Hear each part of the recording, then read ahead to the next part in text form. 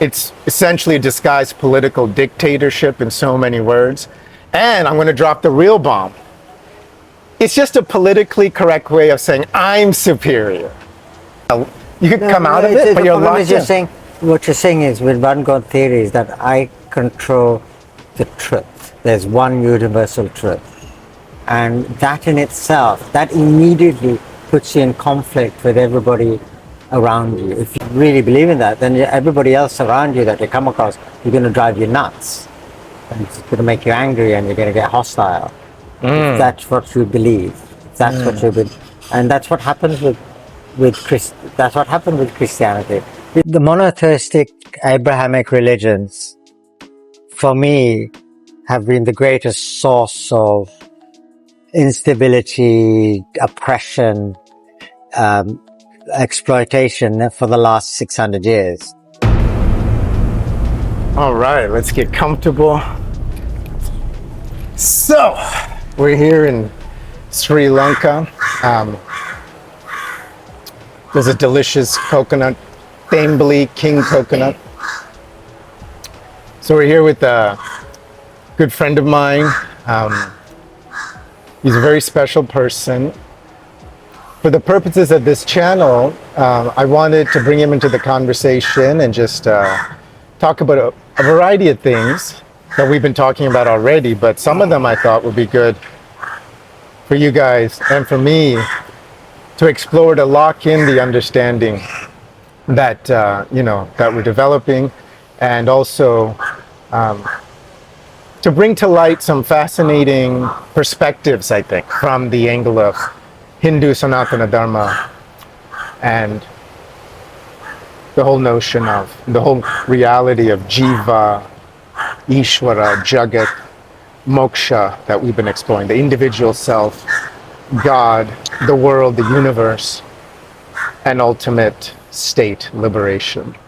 So I'll do a quick introduction, then we'll just get into it. So, I don't know, how would I describe you? I mean, I guess a varied, storied life, right? Walking the halls of high finance, Hollywood filmmaker, producer, resort wellness developer. Underbelly, yeah. Technology entrepreneur, forest conservationist. I suppose the list goes on. He's from Sri Lanka, part of kind of the whole South Asian Omkara traditions. And he's a Buddhist, comes from very prominent, how shall I say, noblesse oblige family in Sri Lanka. Families involved in the freedom struggle, resistance, British regime, that sort of thing, and also back to kind of the royal court in ancient Sri Lanka. So it's very unusual that someone has a documented family history that goes back that far. And that brings us to questions of heritage, higher states of consciousness, how we view the world currently. I would say he is a typical, successful NRI, well, in this case, NRSL type, and but never lost touch with his roots. So we're going to explore that. Yeah, no, I think anything you want to talk about too. Anything you want to talk about. But actually, that's interesting. Personal things, questions, whatever. That connection to the roots. That's really that's an important, I think, a defining part of my identity. I think is that I still have connections to my roots, and that would not have happened if my parents hadn't taken a conscious decision when I was 11 to come back to Sri Lanka and come back and school here. Because if I had stayed in England, then I think I wouldn't have had the same sort of connection of coming to a country, going to school here, and growing up in the culture. But did you say you came back to Sri Lanka when you were 11 years old? Yeah. And then you entered the school system in Sri Lanka? Yeah. And I had to learn the language all over again. Oh my God, you must have been bullied a little bit. Oh, completely. This is the wildest thing about it, right? So in England, my father came up with this idea And not that I'd been bullied a lot because of my color. Actually, I was quite lucky, is that a couple of times people tried to bully me because of my color when I was a kid. I like it. It's like, walnut, or as, what is that, Hanuman kind has that song, the skin color, the color of bourbon. It looks good. It's like beach life. You're glowing. So, and then, but some English, there's an old English kind, Mark Bonnier.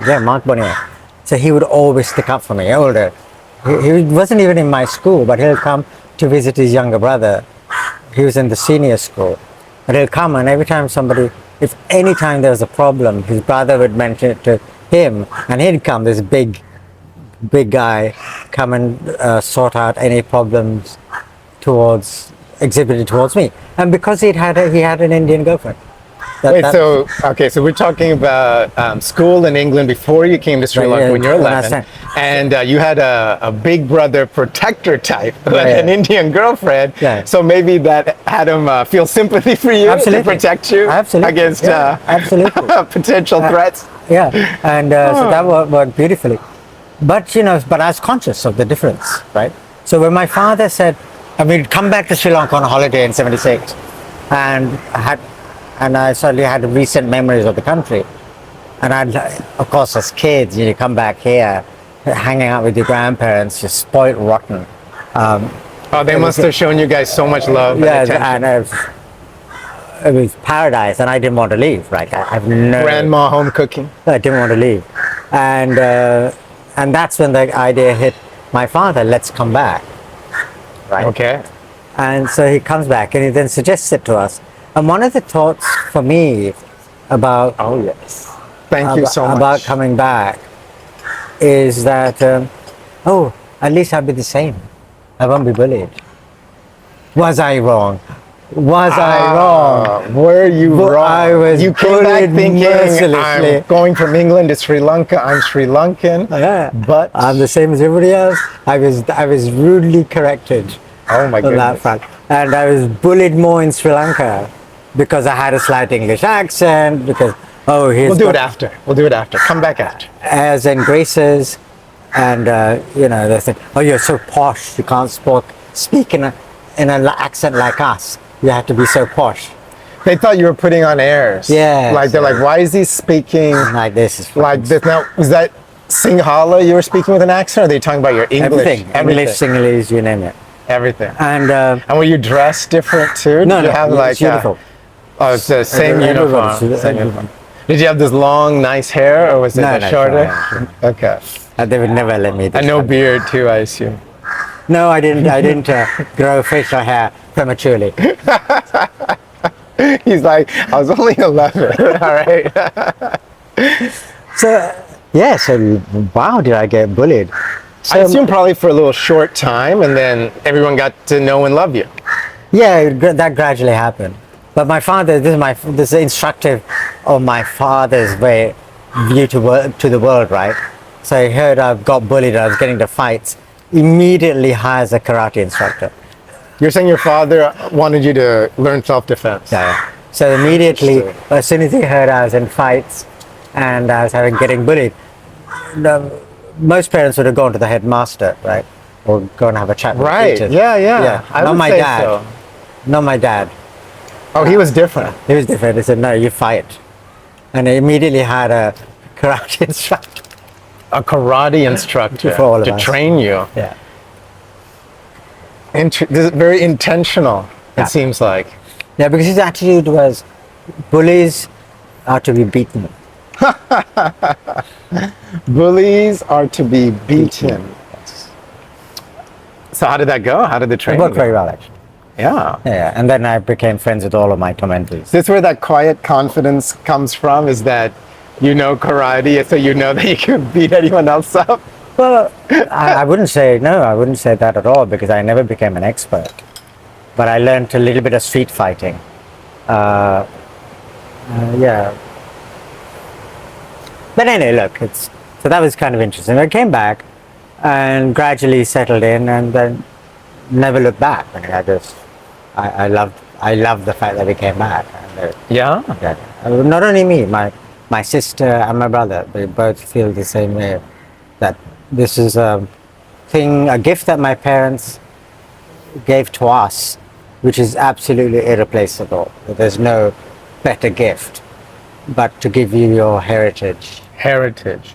You know, some people, there's a thought current out there. I should say, not some people say, but there's a thought current out there that is expressed by different people I've encountered and you know, read about and their books as well. Just in general in the mix, this thought current that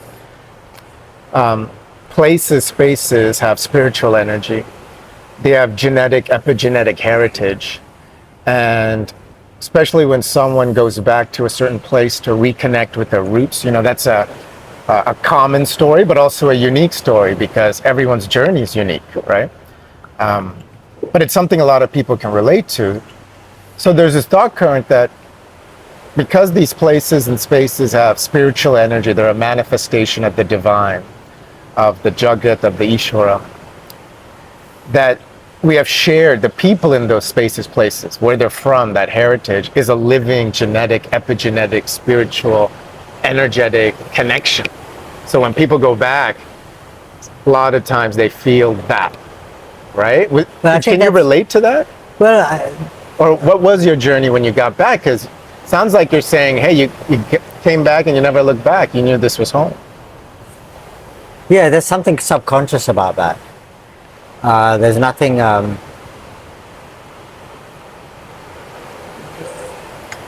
Yeah, there's some sort of subconscious recognition that this is home, and I can't really put my finger on what it is exactly. But it's more than the fact that my grandparents are here. It's more than the fact that that we look the same, because of course that turned out to be not an important factor at all. At least not for the initial bullying back in Sri Lanka. No. Sometimes people will see not the commonalities, but the differences. The differences stand out people more. tend to focus on the differences anyway, right? That's one of our frailties as a species. We tend to always remember the differences. We tend to generally remember the adverse moments in life.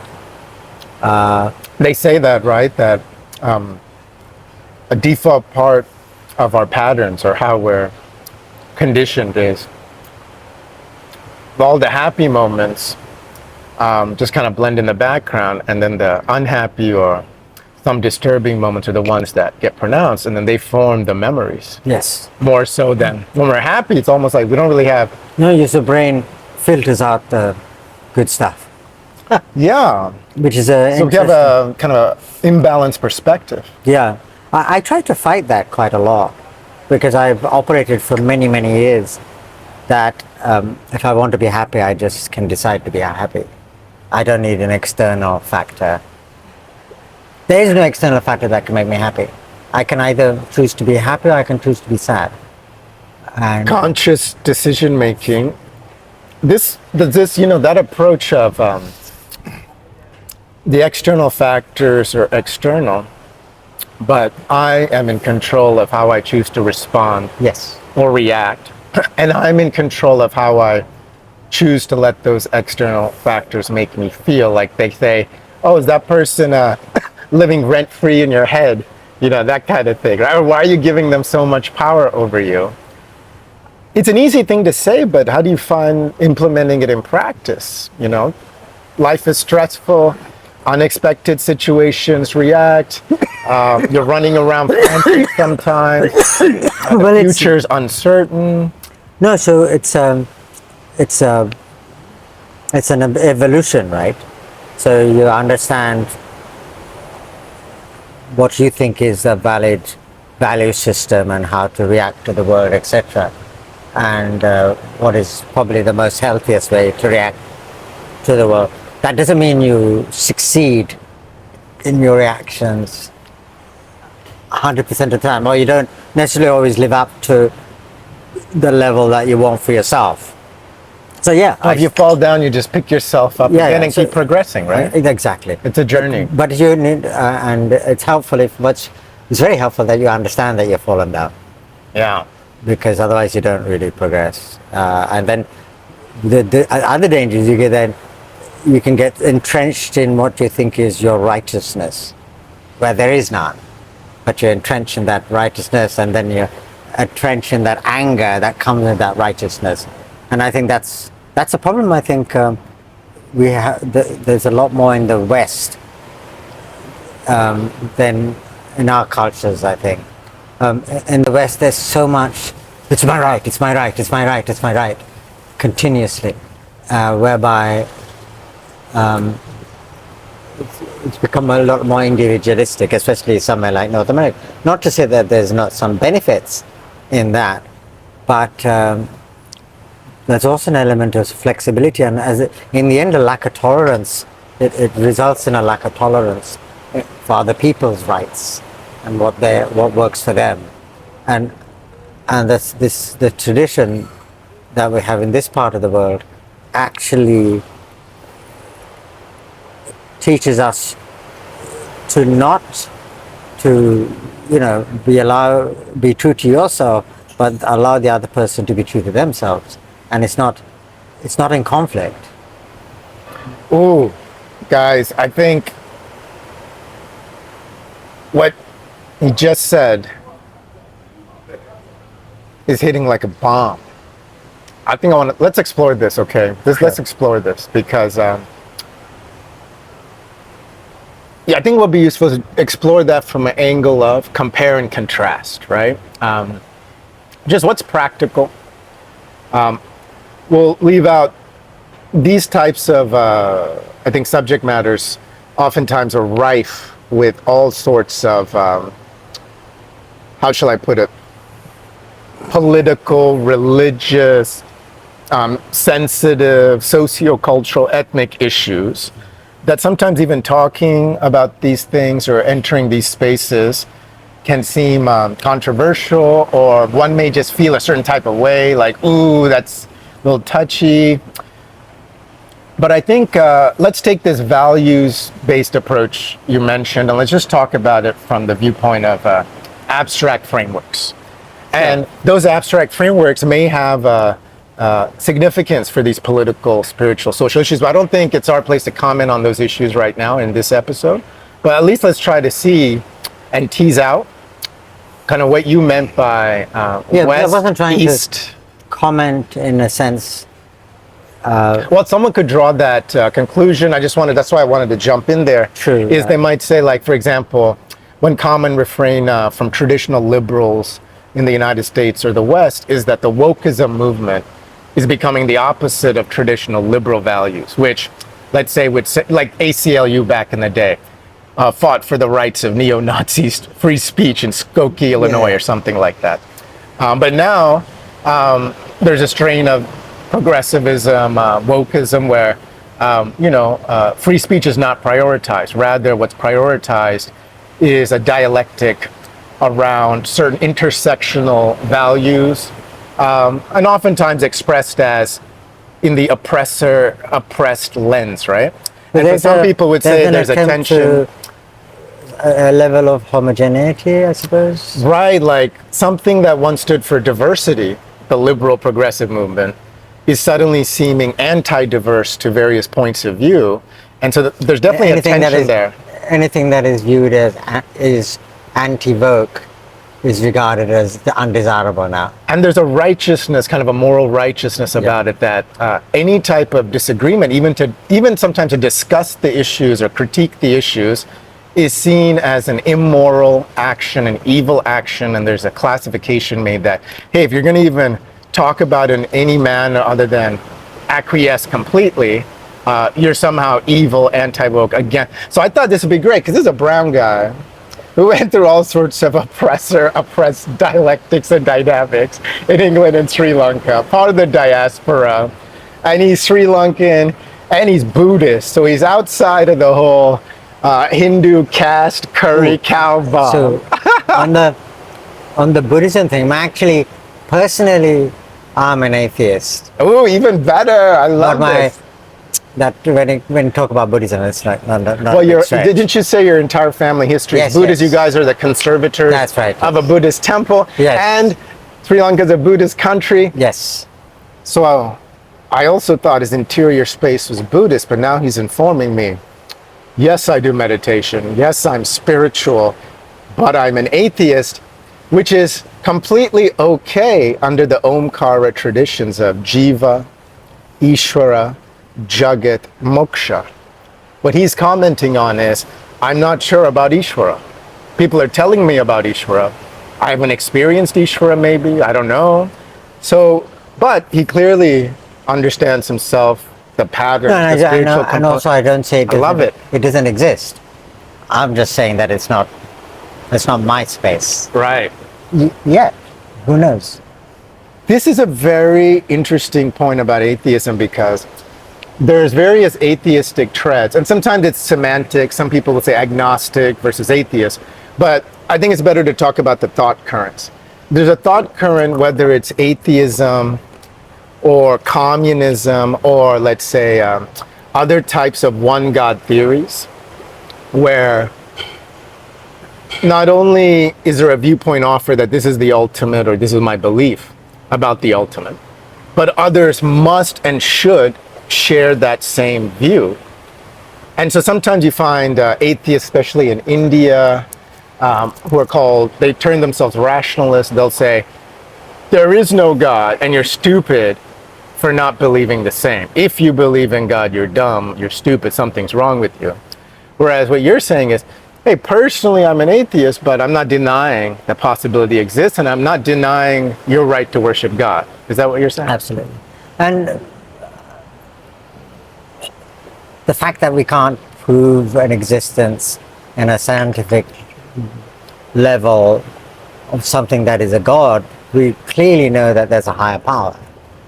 What you decide to choose that, whether you want to call it quantum physics, mechanics, God, nature, there are lots of things you can decide that work for you as for your explanation of what this higher force is. But we don't, and when I say higher force, I talk about it in the way that Einstein would talk about a higher force.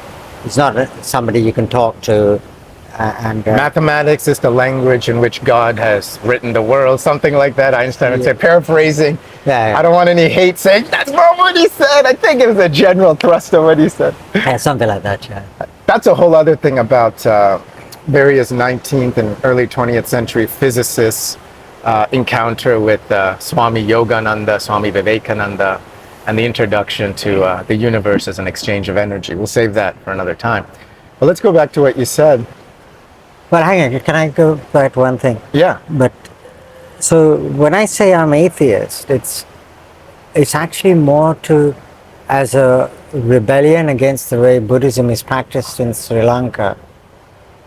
So when you say you're Buddhist in Sri Lanka, there's an assumption on the way it's practiced, Theravada Buddhism in this country, which I don't agree with. I think the country has lost its Buddhist heart to a large extent. Oh, so your critique is that they're moving away from, or at least core Buddhist values and viewpoints are not being expressed the way they once were. It's everywhere within the temple system, the way the religion is organized. It's all. Put it this way: there's a very good priest that I know who's excellent theologian, academic, meaning exactly what a Buddhist priest should be. That's what you understood that they're being involved with. And he said, Sri Lankans now, what they want is blessings. So they go to temple to get a blessing. They'll invite the Buddhist priest home to do a blessing. And that's what they understand Buddhism to be, is blessings. Now, is there anything wrong with that? Yeah, because there's no blessing of what? And this is your viewpoint, but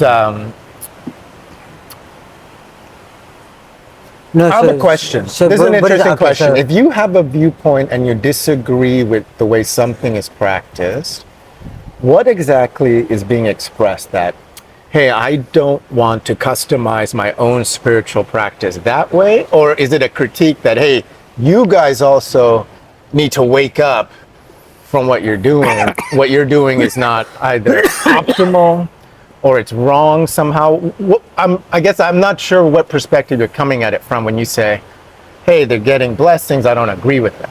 Is it a way of expressing, this is why I'm choosing this way, or are you saying their behavior needs to change?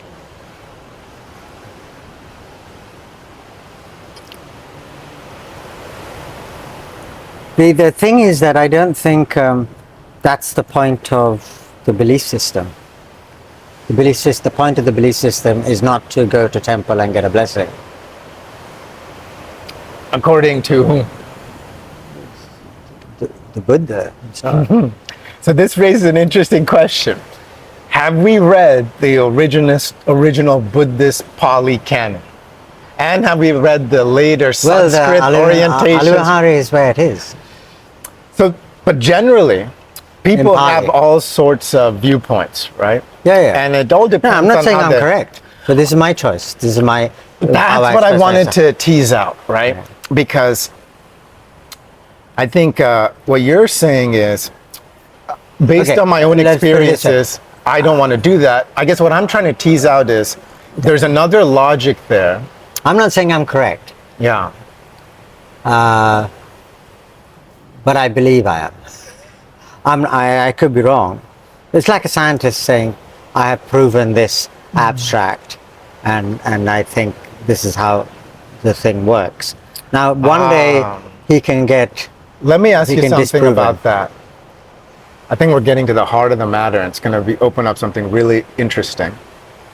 And I think it also is going to raise a West versus East, monotheism versus polytheism, Kant's universal imperative versus decentralized, customizable imperatives. I don't agree with that. I'm not saying that I'm right. I could be wrong, but that's how I feel. Yeah. I think that's a perfectly valid statement from subjective experience. So let's put that aside. I think we get that. Now let's discuss another thought current that's out there that builds, it seems, logically on this thought current, which is, hey, I don't agree with that. I'm going to customize my life differently. My belief system and what that is don't line up. That belief system is wrong for me. Then there's a second thought current that adds and say, you got all that? Yeah. And give me my reasons why I think it's wrong, why it's not X, Y, and Z, true to itself, or against human values, or could be better, whatever all that might be. It's not for me. So it also shouldn't be for you. If something isn't right, it should be normative, it should be universal. So not only should I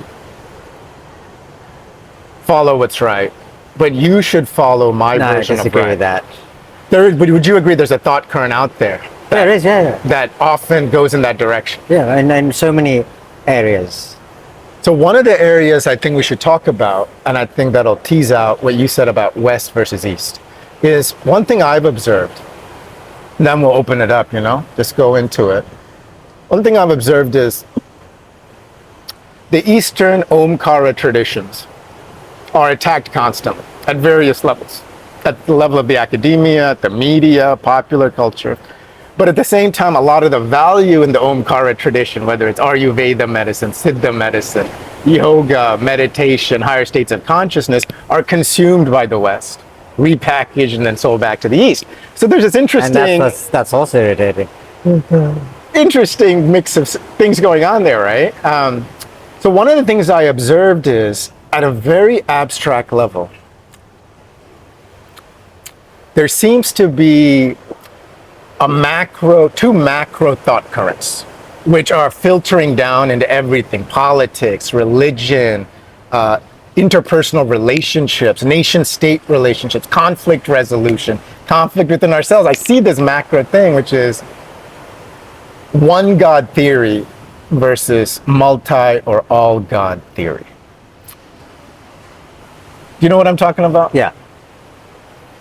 And I see that as this macro, that's affecting various things and informing various things, and really the motive force behind so many things, and the way we I'll put a, just to add to what you said, I'll give an example. Multi-God, all-God theory seems to be what you're expressing, which is, hey, I'm customizing my belief system, my perspective on the world, God, myself, and ultimate state. And you have your own. You do you, I'll do me. That seems to be what you're expressing. There's this, so I would call that multi-God or all-God theory. Like I have my ultimate, and you have your ultimate. Now, there definitely is another strong thought current that has grown increasingly dominant, I feel, which is one God theory, which is there is one true way or one true belief system. All others are false and wrong.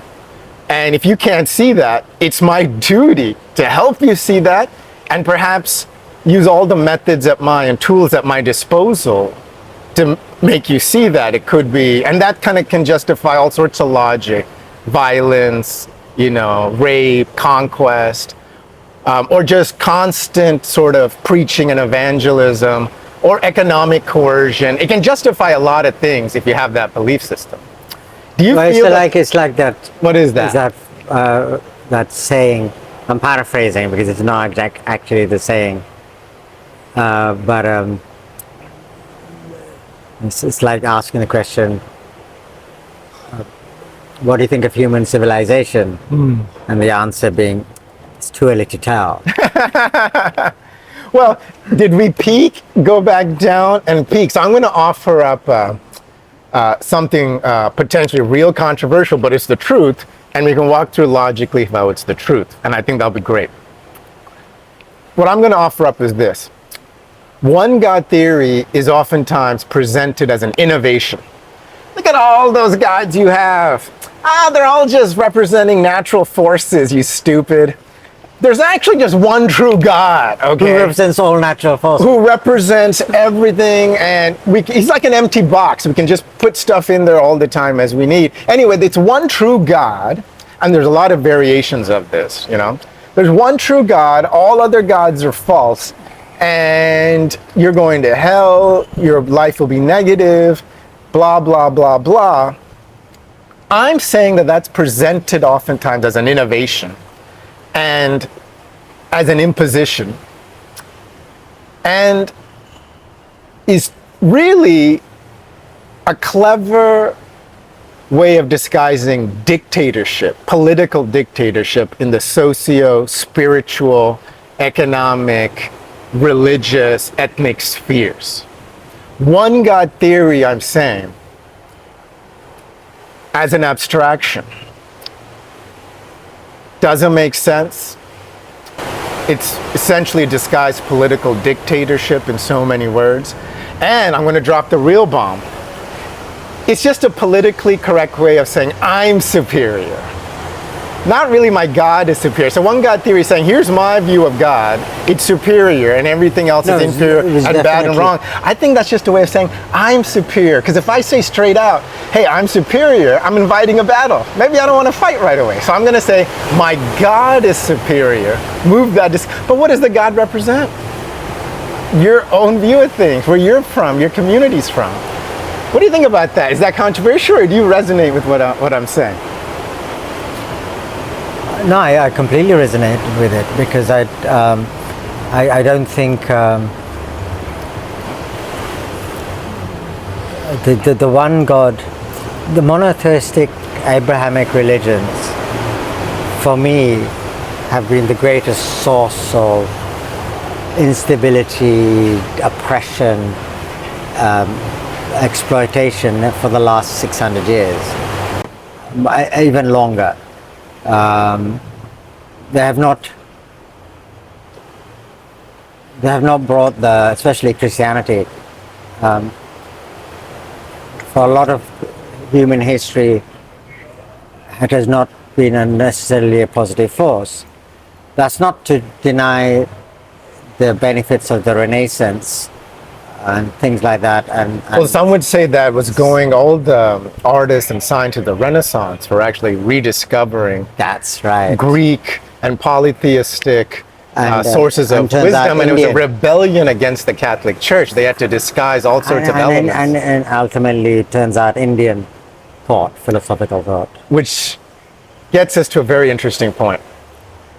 One God theory frameworks posit this one true God who typically is expressed in a particular cultural fashion. And they make the claim that there's only one true God and all other gods are false. Then there's the Omkara traditions, the Indic philosophy or the South Asian philosophy. Omkara, Jainism, Buddhism, Hinduism, which is really Shaivism, Shaktism, Vaishnavism, Gaumara, all of these, what we call sampradayas, traditions. And there's right now, there's a narrative that says these are different religions, Buddhism, Hinduism, Sikhism, Jainism also. But that's not our kind of indigenous view of it at all. Absolutely not. Call them just sampradayams. That is, all of them, they're called Omkara traditions because they come from a seeker's perspective with our great rishis and sages, whether it's Gautama Buddha or Kapila or Vyasa, all these great rishis exploring the source, what they called the Om. Remember we talked about how the Indic philosophy, the Hindu philosophy, the Sampradaya philosophy,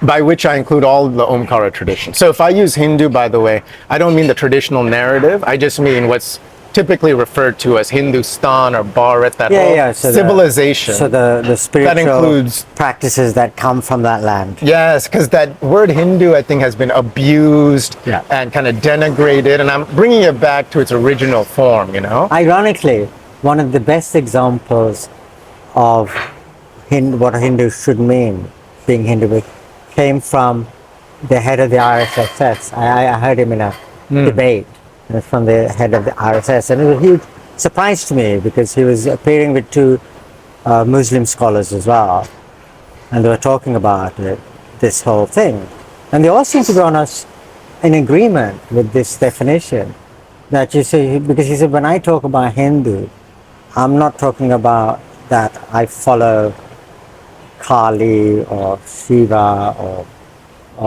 one of those deities. That's not what I mean. When I say talk about Hindu, I'm not excluding a Buddhist or a Sikh or a Muslim who's from this earth. So for me, a Hindu is somebody who comes from a person from Hindustan. That's soil. That soil. That Hindu framework, I feel, and as we go back into the Shastras and our own history, Shastra Pramana, Apta Pramana, great Aptas, the great saints, Buddha, Kapila, Krishna, so on and so forth. And to the actual Atma Pramana and Sakshi Pramana, the experience that framework gives, one thing I've observed is Ishta Nishta, Buddhism. It's a guru-disciple sampradaya. Sikhism, it's a guru-disciple sampradaya. Jainism, Mahavira, it's a guru-disciple sampradaya. So all the Hindu sampradayas are started by great gurus who have some anubhuti, some experience of the divine in some loka, and they're communicating that experience to you. But we have the freedom and the space for all of those expressions to be expressed, to form communities around them. Like the Mahakumbh Mela, all the different thousands of sampradayas came together. So one critique I often hear of Hinduism is, you have so many gods, you have so many ways of mantras, so many languages.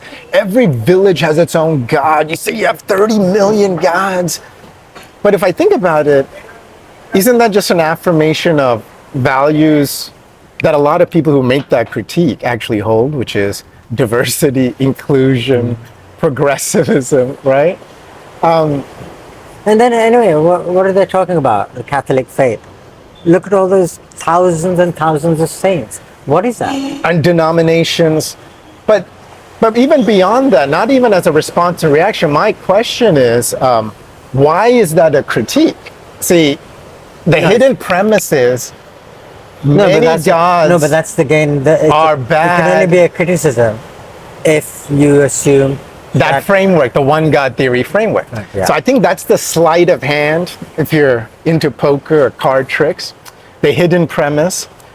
It's really the matrix paradigm that's being imposed is all the critiques around plurality, diversity, of gods, of the freedom to customize your own spiritual experience, Ishta Nishta. I can have an Ishta who I think is the ultimate.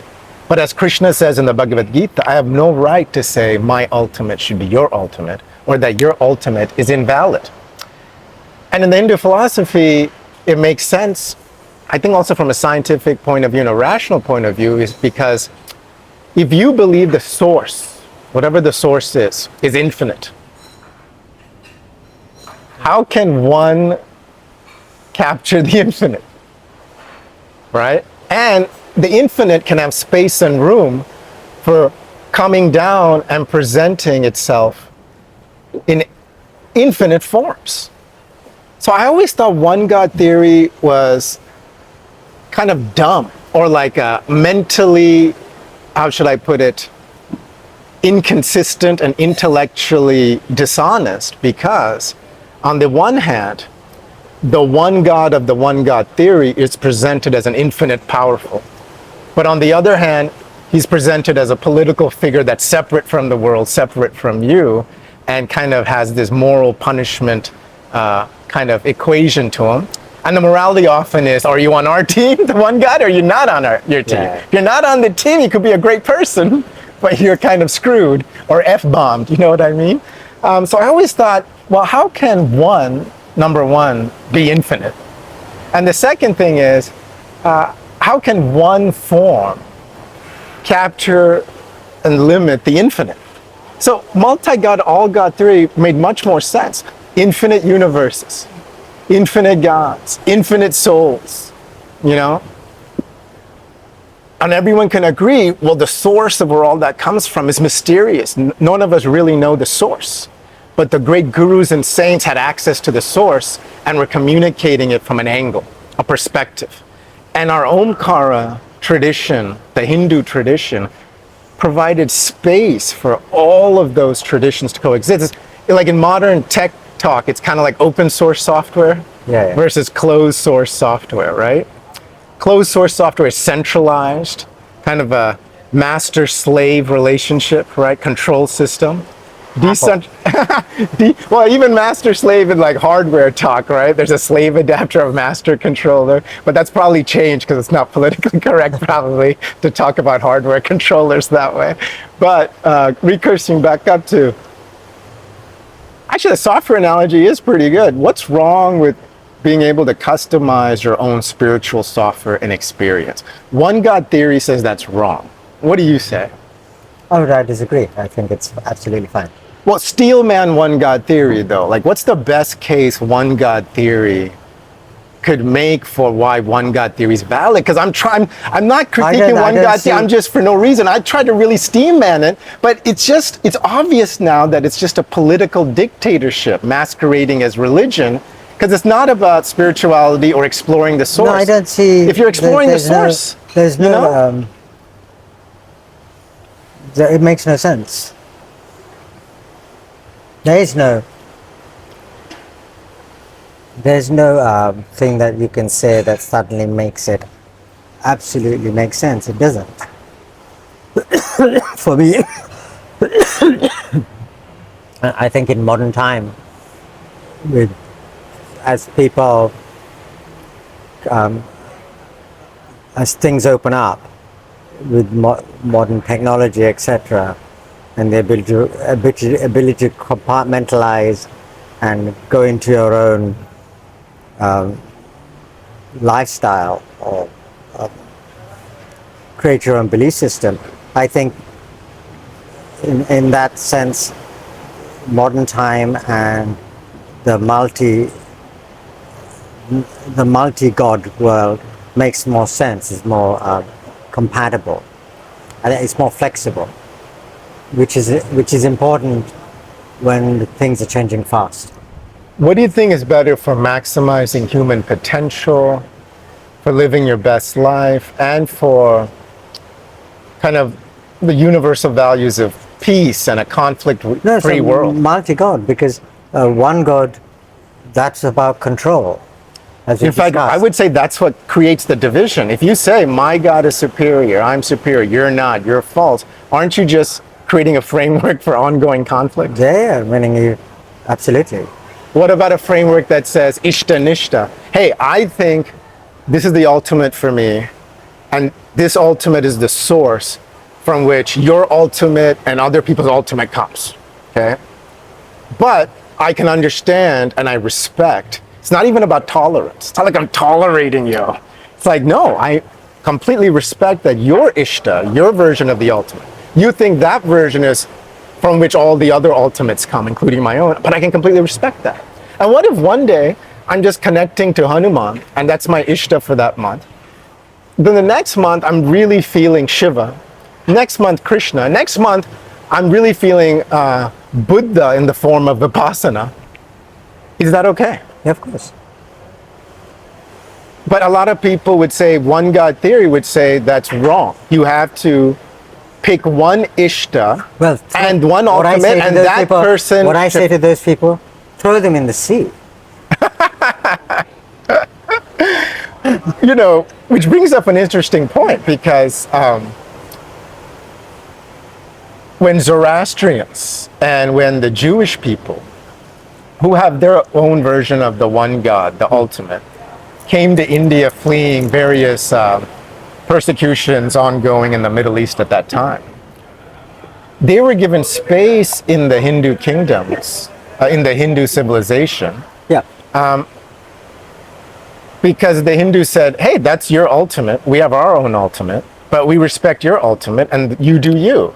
And there was no conflict between, I feel that's two examples, there's many such examples that are really not talked about, because usually when you hear cases of immigrants coming in too, you don't really hear about spaces being provided. In fact, a lot of modern political discourse is about that very issue, right? And usually, especially under one God theory, when one God theory, whether it was expressed as colonialism or expressed as empire, when it came into contact with other cultures that didn't follow that one God theory, it was conflict, violence, and, you know, genocide, right? At various levels. So why do you think it was different when the Jewish diaspora and the Zoroastrian Persian diaspora landed in India, but were given the space to have thriving communities, even though they themselves subscribed to one God theory? No, but because why didn't the multi-God Hindu civilization just attack and kill them?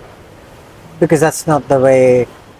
I mean, don't you find that very unusual? But it's not talked about as an example. It's usually... No, I don't think it's unusual. I think, unfortunately, it's not talked about. Oh. And if it was talked about, that would be quite helpful. But I don't think it's unusual, because it's not unusual if you follow this Ishta Nishta framework, that your ultimate can be your ultimate, my ultimate can be my ultimate, and we have mutual respect. I know, but it follows naturally from that. But that's where we were. That's where we were. Our civilization at that time. We were largely there.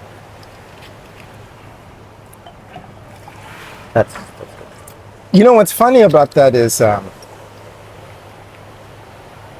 that civilization was open, had mutual respect, the multi-God, all-God, but it's oftentimes presented as backwards and primitive, and one God theory is presented as innovation, modern.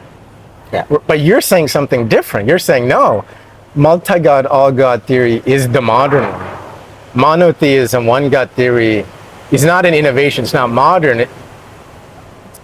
Am I understanding you correctly? Yeah, you could argue that monotheism, maybe there were some forms of monotheism which might even predate religious practices in India, in Hindu. It's not like monotheism suddenly turned up as the new version. That's not true at all.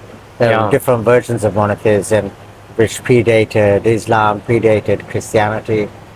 There's so many religious So practices. monotheism even has space in multi-God, all-God theory frameworks because your ultimate might be this singular, unique ultimate, and you don't believe any other ultimates exist, and that's okay.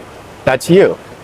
But I think the problem arises when one God theory also picks up this Kant's universal imperative, and it gets brought in there. Because that changes it. It changes it from, hey, let's say my ultimate is my ultimate. I don't believe any other ultimates exist. I can still coexist with you. But if I bring in Kant's universal imperative, it means I have to fight you now to make you understand. I don't think ever there was a moment whereby one God theory practitioners ever lived in absolute coexistence with other groups. There seem to be, from what I can tell from previous histories, there always seemed to be a tension with systems that were multiple. I think it's because it's built, I agree with that. I think it's because the logic embedded in one God theory is the logic of violence, conflict, and coercion for one simple reason. If you have, and it could express in multi ways, but I think you could come out of it, but you're locked in. What you're saying is with one God theory is that I control the truth. There's one universal truth. And that in itself, that immediately puts you in conflict with everybody around you. If you believe that you have access to the truth, that your belief system is the one truth, is the one way to live, is the one way to react, and you start really believing that, then everybody else around you that you come across, you're going to drive you nuts. And it's going to make you angry and you're going to get hostile. If that's what you believe. That's what you believe. And that's what happens that's what happened with Christianity. It's not that Christianity was a violent religion, but it eventually got perverted, right? When it started off as disciples of Christ. And it's a very peaceful thing. There was Origin and the desert monastic order started by various disciples of Jesus. They were actually vegetarian. Yeah, and they weren't expansionary. That change, that fatal problem occurred when European expansionism or aggression combined with one God theory. I think that definitely was an accelerant, but I want to go back to your original point because I seem to agree with that more, which is the very mental, logical conditioning of one God theory can't help but move you in that violent, conflict-driven direction. Historically, for example,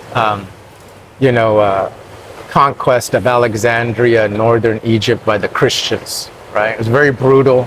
Hypatia is a great story. She was the daughter, Greek multi-God theorist, kind of like a Da Vinci of her era, right? She was brutally skinned alive and all sorts of horrible things were done to her by the Christians. That wasn't a European expansionary movement.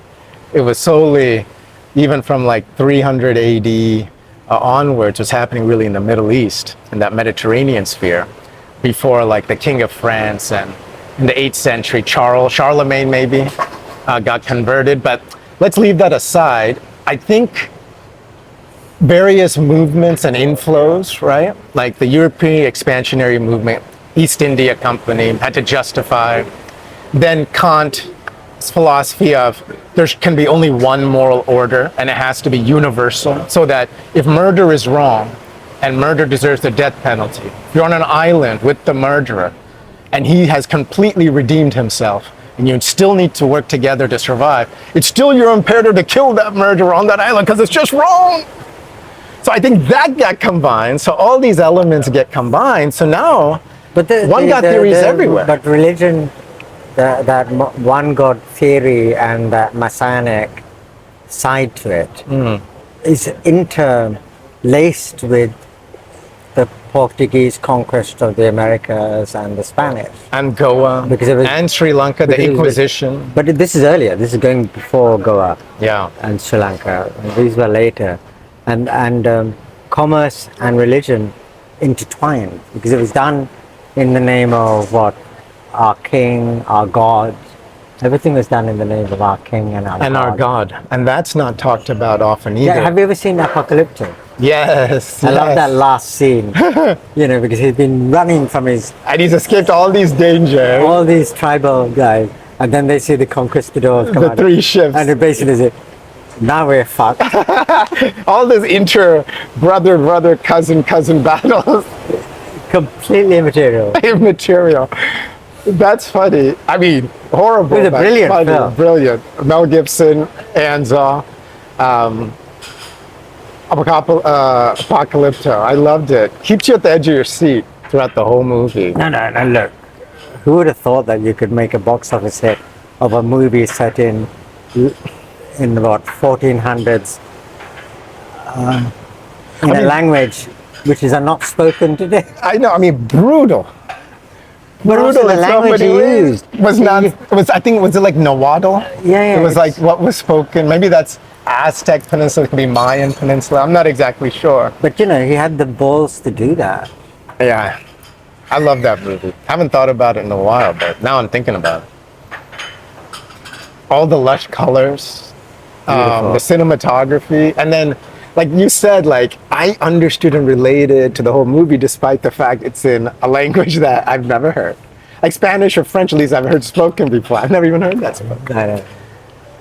But you're right. I mean, that's just one example of when one God theory expands as it did in Africa, Asia, North America, South America, and even when it expanded into Europe.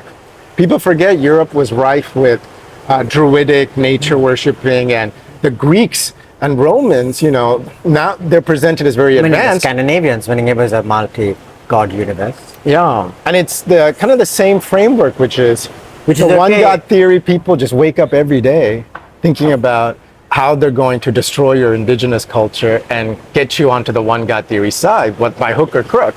Whereas the multi-God theory people, our energy is not geared in that direction. Most of our energy is geared towards like enjoying the life, eating nice fruits, like going to the temple, meditating.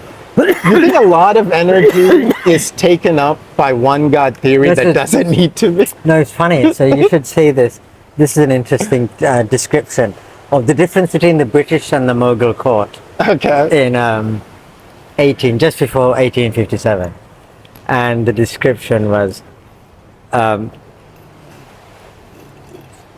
so the Mughals had gone, the Mughals had now moved away from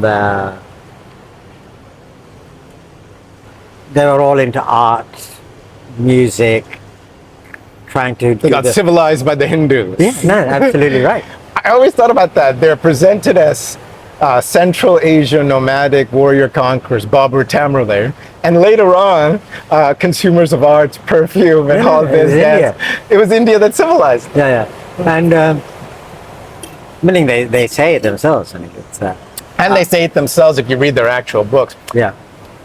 So anyway, so he said, so at 3 a.m, you'll hear the bugle and the British lines, and the British would get up and start doing the exercises and stuff like that. Then about 5 a.m, the wives would get up and do the exercises. And whereas at 3 o'clock, at the same time that you can hear the bugle or the British lines, you can hear the bugle in the Mughal court, but they're busy partying, composing ghazals.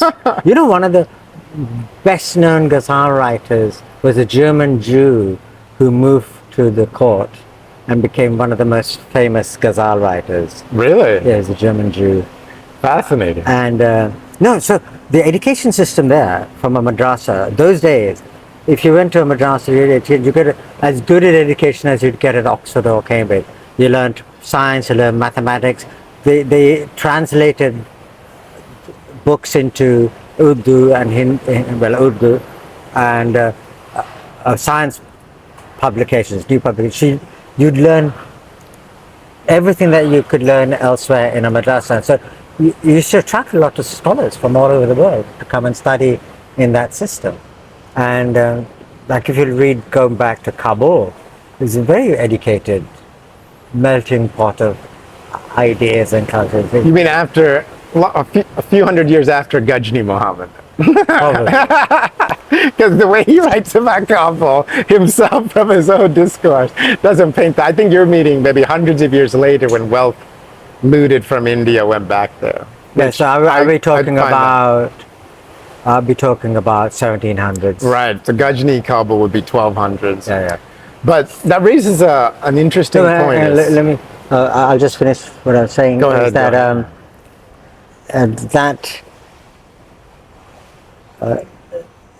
So there was this very much emphasis on education and culture, and and then they'd go to sleep at 9 o'clock in the morning. The Brits had already had breakfast, done most of their work. Mm-hmm. They'd be done with their work by midday, right? Then they go to sleep, and of course they ate a fabulous amount of food. The Brits, unbelievable amount of food, and. They said they ate an unbelievable amount. But that was the difference. And the kind of going up the tech tree first to the howitzer and Gatling gun. I think that helped consolidate. Well, the Gatling gun was much later. So the India wasn't one with the Gatling gun, or even the howitzer, and India had as good artillery. So did Sri Lanka as the British, with very famous artillery actually. And so it wasn't technology that the British had over India, not at all. Gatling guns, a Gatling gun is in the... well, what I mean to say is they adopted a variety of strategies, but by the time, let's say, the Crown took over, by the time 1910, 1890, 1888 then technology was there. What I'm saying is it was game and lock, because even if you wanted to mount variety of rebellions, the tech advantage is too huge. By that time, the technical gap was too good, and the oppression had been too complete. Yeah, that's the deindustrialization of India had been complete. That's what I mean to say. Yeah. That's right. It was a multi-dimensional kind of progression. But there was a moment where we could have seen them off. Oh, there was various moments, but history didn't go in that direction. Whether it's 1857, whether it's earlier 1840s, 1832, but. Let's wrap up here because I think we can go on and there's room for a lot more episodes. But I want to bring it to a close around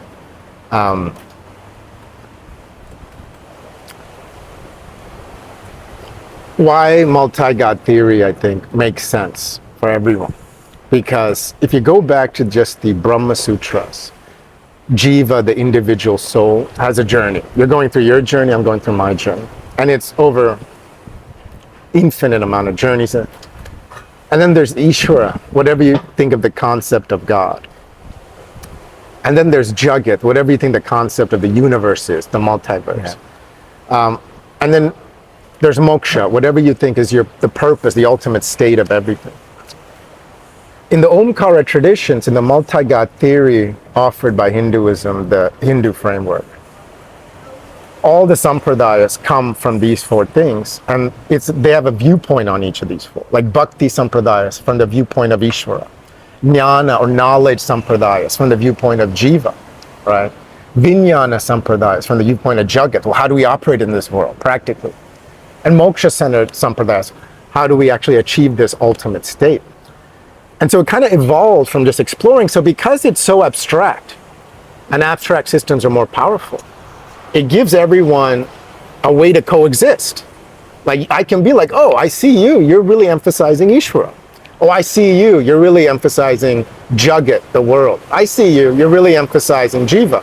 And in our journey, we may emphasize these different four in different ways, and that's perfectly okay. So I think that's the fundamental reason why one God theory allows you to coexist and to have mutual respect for other people's perspectives coming from this individual soul point of view, Ishvara point of view, the practical universe point of view, or the ultimate state, moksha point of view. I can understand your point of view. when it's the framework operates like that. But if the framework is not that, but there's this one God and he's a political actor, then it makes perfect sense to me why coexistence is difficult, why conflict and violence is the norm, why people just don't have respect for each other. Because ultimately, like you said, if you really believe in your one God theory and think everything else is wrong, the whole world's going to drive you crazy. And if something drives you crazy, anger's going to build up. Guilt will build up, which is another form of anger. Then it's going to express itself in violence, right? And I completely agree with your point. That's what you see happen. And then when you have other things added to that, expansionary movements, empire movements, Kant's universal imperative movement, it just gives more ammo and kind of justifications for one God theory. Right? Yeah. It creates more conflict. Creates more conflict. Creates more instability. More instability. And lastly, just talking with you, I feel like that solidified my own understanding that, yes, the Hindu multi-God, all-God theory, Ishta Nishta, you customize your own Ishta Devata. As Krishna says, you have no right to interfere with someone else's worship. All the worship goes to the source anyway. No one has a right to label the source and have political dictatorship over the source. It doesn't even make sense. It allows, that Ishta-Nishta framework also allows for you to say, I don't know about Ishvara, I'm an atheist. It allows, and for us to have a mutually respectful conversation, right? That's grounded in that. Because I can understand your point of view. He doesn't know about Ishvara. But I get it, but he's definitely very much in tune with his own personal, individual soul journey and in oneness with the world. I can appreciate that about you. So it gives space for everybody, I feel. How do we, you're on your journey. Where are you taking your journey? Where do you see this one God theory versus multi-God, all-God theory going? I know you said at the beginning. No, I'm not part of the one God theory. I have no truck with that. No, I get that. I'm saying, where do you see that conflict going? It seems like the multi-God, all-God theory people are like, hey, live and let live, you do you, I do me. But the one God theory people are always waking up, thinking about, I'd essentially destroy the other multi-God, all-God theory people. That's an interesting point. I think... a lot of capex, a lot of energy, they're waking up. No, I think some estimates, there's over 50,000 foundations employing millions of people whose entire job, whether it's in the form of missionary work, NGOs, whatnot, is to figure out a way to destroy and dismantle the indigenous culture. Let me put it in these terms. Look at the struggle the West, including the United States, they're having in order to pack people into the churches, right? There are some churches in the States that do really, really well, but there are a lot of churches that see very few people every weekend, right? Yeah. A lot of that money is being diverted to South Asia, India, Sri Lanka, actually. Harvesting souls. Every soul that's harvested gets them more money. Yeah, but it's, again, it's, I have a feeling that the one God theory is past its prime. One God theory is entering a phase of obsolescence, yes, past its prime. That software, that belief software, that worldview software is not useful anymore. It creates more problems. I think so. I completely agree with you. And I think we teased out kind of why. We're making the case for why based on observations and logic. I'm curious to see what the viewers think from this conversation. Please comment below, share your thoughts. One God theory versus multi-God, all God theory. Fascinating discussion with my friend here. As you can tell, John has a nice voice to listen to, but he gets me excited, so sometimes I'm just jumping all over the place. And also the great thing is that next week I might have a completely different viewpoint. And that's okay. Next week, he might change his viewpoint. Different Ishta. He might say, I've experienced Ma Kali, and let's do yoga. It hasn't happened in 30 years, but it could. There's a possibility. Yeah. Absolutely. Well, maybe I will connect him with the guru. Maybe we'll go through and do some yoga together. Maybe open up the chakras, because The Sakshi Pramana is the key, as he pointed out. 30 years, he hasn't had an experience. But once you have that experience of the higher power, the higher state of consciousness, and have that anubhuti of how Jiva, Ishvara, Jagat, and Moksha work, and get glimpses of Turiya, you get it. And so the experience is what it's all about. So, God willing, we'll do some yoga. We'll open up chakras. We're all hardwired to download Bhagwan's energy into the chakras and have that Sakshi Pramana. And based on that, design our own life, customize our own spiritual practice as we wish. And I think that's a blessing. And the universe is auspicious. And this jiva is a beautiful jiva. And I see Ishvara in this jiva. It shines through for me anyway. Okay. Thank you. All right. Thank you, sir. Thank you. Wonderful discussion. Yeah, a lot of fun. It was a lot of fun. I feel like the conversation was so lively, we might have to have part 2, part 3, part 4 to really go deep. Yeah, we could do we could also come back. Yeah. Yeah, we should do it. Let's do it. All right. Thank you. God bless.